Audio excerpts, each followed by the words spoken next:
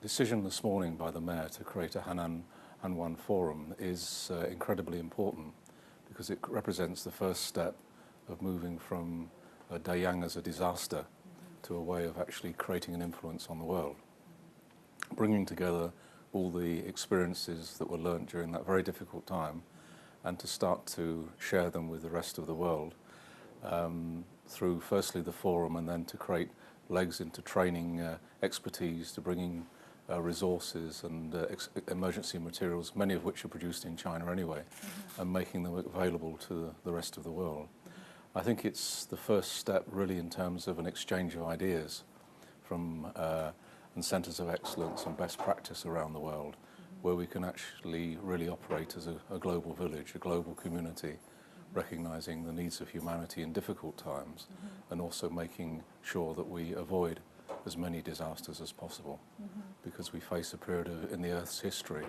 where unfortunately many disasters and cataclysms, both natural and complex, are likely to happen in the next few years. Yeah. I think this is a time when we need to bring together different groups, the policymakers, the practitioners and the academics, and that comes at national government level, it comes at regional level and it becomes at local level. At national and international level, obviously NGOs play a part in trying to act as conduits for ideas and projects and management, and particularly through the United Nations that I represent through the Circle Mondial de Consensus for self-sustaining people, organisations and communities. We're trying to act as a conduit for exactly those ideas and through demonstration projects, prove that there's a better way. And at the voluntary organisations, there are Lions and Rotary and so forth, and many voluntary organisations and the Scouts and so on, that work with people in business, in professions, young people. It's very important to try and energise these groups at the grassroots to affect change.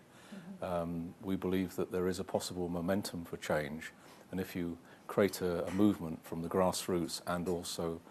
from central government, national government and pan-national government, it's possible to really make a change in the world in the timescales that are needed. I think the first step is to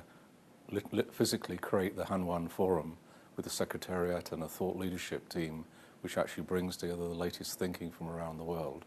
and then to develop Hanwan as a training centre where we can again crystallise that expertise that can be then transferred to other people, and also bring together the suppliers of emergency materials which are already in emergency boxes supplied around the world through the Rotary organisation, and finally to actually create demonstration projects to prove what can be done. I mean, clearly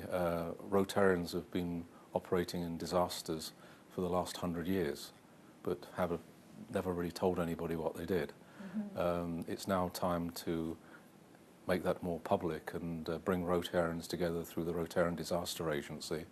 to demonstrate to the world that we can work in partnership